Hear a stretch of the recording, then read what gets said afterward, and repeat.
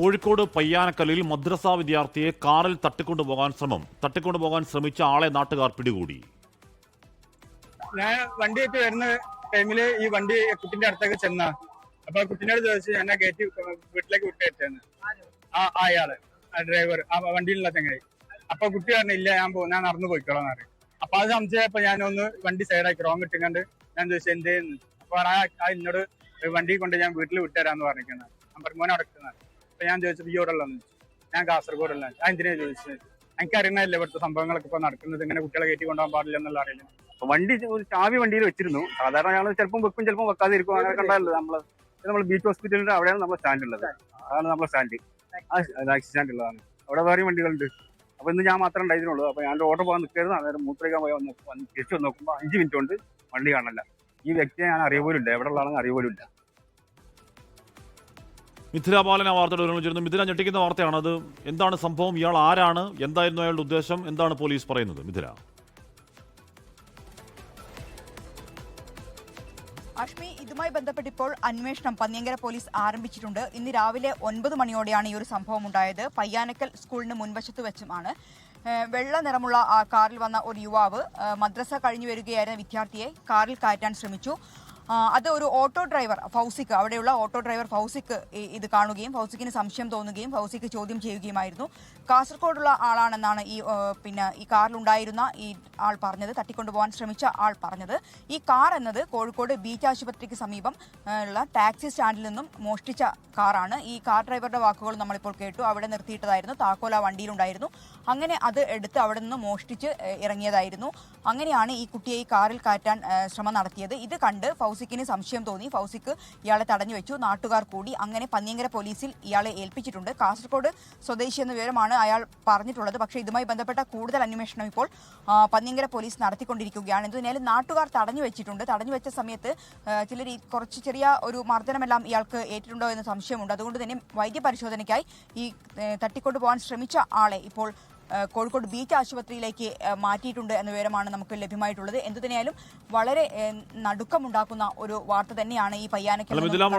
തട്ടിക്കൊണ്ടുപോകാനുള്ള ശ്രമം തന്നെ പോലീസ് പറയുകയാണ്. കാര്യം അല്ലെന്നുണ്ടെങ്കിൽ കാറ് മുട്ടിച്ചുകൊണ്ട് വരേണ്ട കാര്യമില്ല. ഇപ്പൊ ഇനി എങ്ങനെ പോകുന്ന വഴി കുട്ടിയെ വീട്ടിലിറക്കിയേക്കാം എന്ന ഒരു നല്ല മനസ്സ് കാണിക്കാനല്ലല്ലോ എന്തായാലും അത്.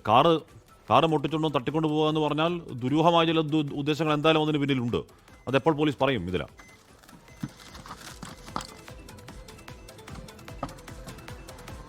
തീർച്ചയായും ആഷ്മി, അക്കാര്യത്തിൽ പോലീസ് ഇപ്പോൾ അന്വേഷണം നടത്തിക്കൊണ്ടിരിക്കുകയാണ്. നമ്മളിപ്പോൾ ആ സ്പോട്ടിലുണ്ട്.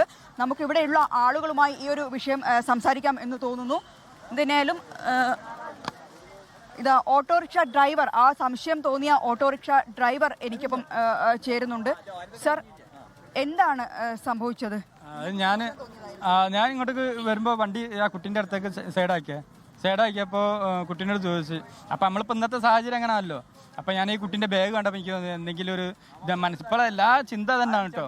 അപ്പം ഞാൻ ഓൻ്റെ സംസാരം കഴിഞ്ഞതിന് ശേഷം കുട്ടി ഇങ്ങോട്ട് വന്നു. അപ്പം ഞാൻ എന്തെയ്യെന്ന് വെച്ച്. അപ്പം എന്നോട് വണ്ടി കയറാൻ വേണ്ടി പറഞ്ഞു. അപ്പം ഞാൻ വേണ്ടെന്ന് പറഞ്ഞു. അപ്പം മൂപ്പര ഞാനായി ചോദിച്ചായിരുന്നു. വീണ്ടും വിളിച്ചപ്പോൾ പറഞ്ഞ് ഇക്കണ്ടാക്കിയത്. അപ്പം നമ്മൾ ബാക്കിയുള്ളതാ വേച്ചിങ്ങനെ നമ്മൾ ഒഴിവാക്കല്ലോ. അപ്പം കുട്ടി എന്തായില്ല, സമ്മതിച്ചില്ല. അപ്പം കുട്ടീൻ്റെ കൈ കൊണ്ട് പിടിച്ചു. ഞാൻ കൊണ്ട് പറഞ്ഞു നിങ്ങൾ ആരാന്ന് വെച്ചു, നിങ്ങൾ എവിടെ ഉള്ള തട്ടിക്കൊണ്ടുപോകാൻ ശ്രമിച്ചതായിരുന്നു, കാറിലേക്ക് കയറ്റാൻ ശ്രമിച്ചതായിരുന്നു. അല്ല, കുട്ടി പറഞ്ഞ് നമ്മൾ കുട്ടീനെ കൊണ്ട് നമ്മൾ എത്തിയിട്ടില്ലെങ്കിൽ ഓൻ കുട്ടീനെ കയറ്റും, ആ രീതിയിലാണുള്ളത്.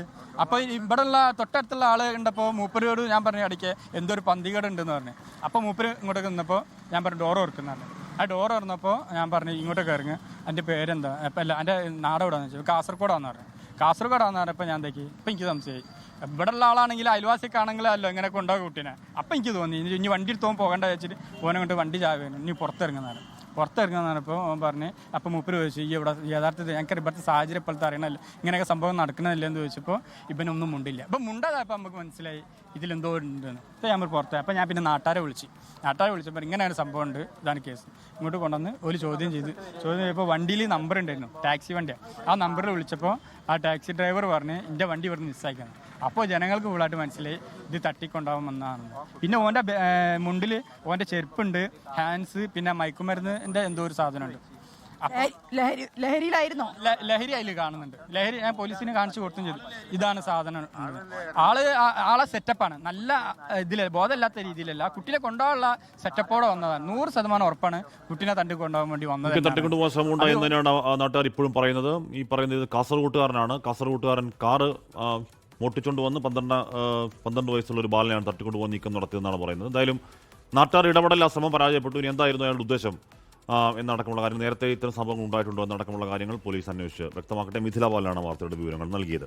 ലോകത്തെവിടെയായാലും ഏത് സമയത്തും 24 വാർത്തകളും ഓഗ്മെന്റഡ് റിയാലിറ്റി പാക്കേജുകളും എക്സ്പ്ലെയിനറുകളും വിശദമായി കാണാൻ ഞങ്ങളുടെ യൂട്യൂബ് ചാനൽ നിങ്ങൾക്ക് സബ്സ്ക്രൈബ് ചെയ്യാം.